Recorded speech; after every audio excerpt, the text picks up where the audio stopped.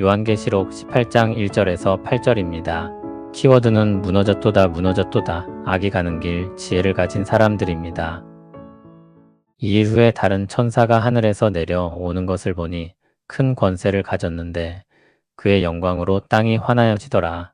힘찬 음성으로 외쳐 이르되 무너졌도다 무너졌도다. 큰 성 바벨론이여, 귀신의 처소와 각종 더러운 영이 모이는 곳과 각종 더럽고 가증한 새들이 모이는 곳이 되었도다.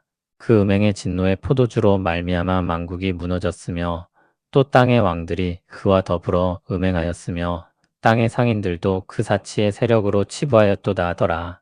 또 내가 들으니 하늘로부터 다른 음성이 나서 이르되 내 백성아, 거기서 나와 그의 죄에 참여하지 말고 그의 받을 재앙들을 받지 말라. 그의 죄는 하늘에 사무쳤으며 하나님은 그의 불의한 일을 기억하신지라. 그가 준 그대로 그에게 주고 그의 행위대로 갑절을 갚아 주고 그가 섞은 잔에도 갑절이나 섞어 그에게 주라. 그가 얼마나 자기를 영화롭게 하였으며 사치하였든지 그만큼 고통과 애통함으로 갚아주라. 그가 마음에 말하기를 나는 여왕으로 앉은 자요 과부가 아니라 결단코 애통함을 당하지 아니하리라 하니, 그러므로 하루 동안에 그 재앙들이 이르리니 곧 사망과 애통함과 흉년이라. 그가 또한 불에 살라지리니 그를 심판하시는 주 하나님은 강하신 자이심이라. 아멘. 다른 천사가 하늘에서 내려오는데 큰 권세를 가졌고 그 영광으로 인해 땅이 환해집니다. 하나님의 말씀을 전하는 천사가 하나님의 권세를 입고 내려온 것입니다. 힘찬 음성으로 외쳐 말하기를 무너졌도다 무너졌도다. 큰 성 바벨론이여, 귀신의 처소와 각종 더러운 영이 모이는 곳과 각종 더럽고 가증한 새들이 모이는 곳이 되었도다라고 했습니다. 큰 성 바벨론은 17장에서 음녀라고도 불린 악의 근원입니다. 하나님 나라를 대적하는 그 나라가 무너졌다고 외칩니다. 큰 성이었기에 그 누구도 그 성이 무너질 것이라고 상상하지 못했을 그곳이 하나님의 공의의 심판에 의해 무너집니다. 멸망의 이유는 음행입니다. 성경에서 음행은 결혼 관계를 벗어난 부적절한 성관계와 그와 관련된 것들을 의미하기도 하지만 많은 경우 하나님을 떠나 우상을 숭배하는 것을 가리키기도 합니다. 그리고 많은 경우 전자는 후자에 포함됩니다. 큰 성 바벨론은 음행의 죄악의 근원지였습니다. 그들로부터 음행의 진노의 포도주를 함께 마신 만국이 무너지게 됩니다. 땅의 왕들이 더불어 음행했습니다. 땅의 상인들은 사치로 말미암아 부를 축적했습니다. 요한에게 하늘로부터 다른 음성이 들리길 내 백성아, 거기서 나와 그의 죄에 참여하지 말고 그의 받을 재앙들을 받지 말라고 합니다. 하나님이 말씀하시는 것 같아 보이지만 하나님의 말씀을 대언하는 천사의 목소리입니다. 하나님은 천사를 통해 자기 백성을 멸망할 성에서 나오게 하십니다.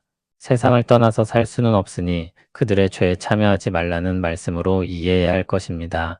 그들의 죄는 이미 너무 많이 쌓여 하늘에 미치며 하나님은 그의 불의한 일을 기억하십니다.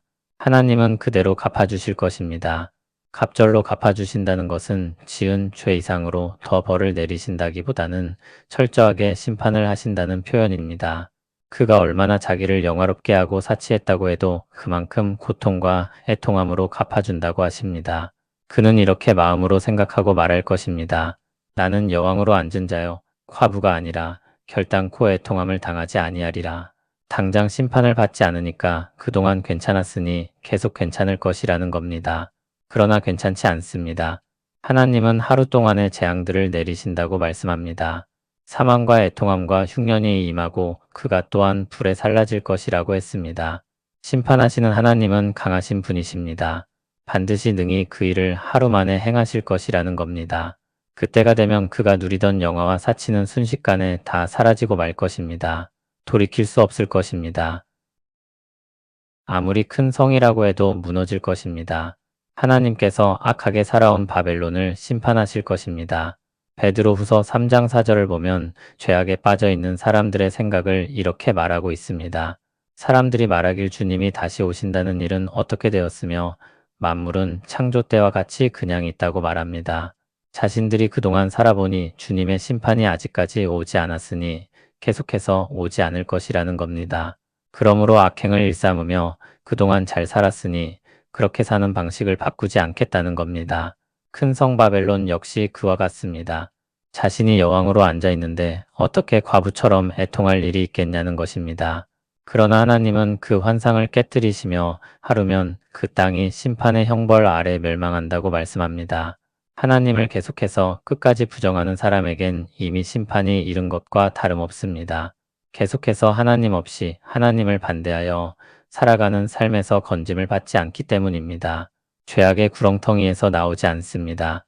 하나님 없이 사는 삶, 하나님을 만날 가능성이 없는 삶, 영생의 복으로부터 닫힌 삶, 이미 하늘의 복에서 제외된 비참한 상태입니다. 세상의 부와 권력에 취해 있으면 그것을 깨닫지 못한 채 살아갑니다. 몸에 큰 병이 있다는 것을 모르고 살다가 죽음의 날을 맞이하는 것입니다. 그날이 이르면 결코 피할 수 없습니다.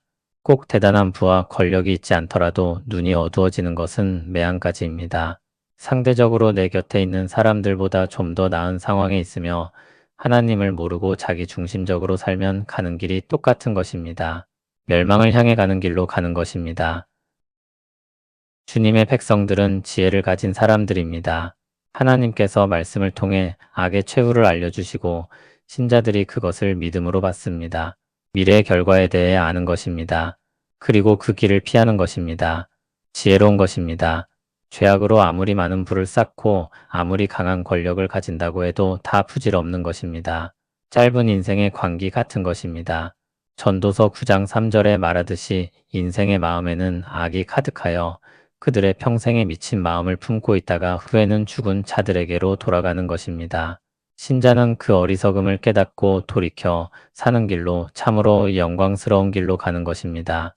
시편 1편 1절 2절에서는 복 있는 신자들이 악인들의 꾀를 따르지 아니하며 죄인들의 길에 서지 아니하며 오만한 자들의 자리에 앉지 아니하고 오직 여호와의 율법을 즐거워하여 그의 율법을 주야로 묵상한다고 했습니다. 그 길은 악한 세상에서는 거꾸로 어리석어 보입니다. 그러나 그 길이야말로 지혜로운 길입니다. 하나님이 인정하시는 길입니다. 지혜의 말씀을 새기며 거룩한 삶으로 힘써 나아가는 우리 모두 되길 바랍니다. 하나님의 강한 능력으로 공의를 이루실 것을 믿습니다. 화려하고 강해 보이는 세상도 하루아침에 무너뜨리시는 주님의 강한 손을 바라봅니다. 우리도 알지 못한 사이에 세상의 음행과 사치에 물들고 있지 않은지 돌아봅니다. 죄악된 세상의 마음을 빼앗기지 않게 하옵소서. 하나님 없이 사는 삶의 종말이 얼마나 허무한지를 깊이 새기게 하시고 참된 지혜로 오늘을 살게 하옵소서. 거룩하게 구별된 삶을 힘써 살아가는 백성 되게 하옵소서. 예수님 이름으로 기도합니다. 아멘.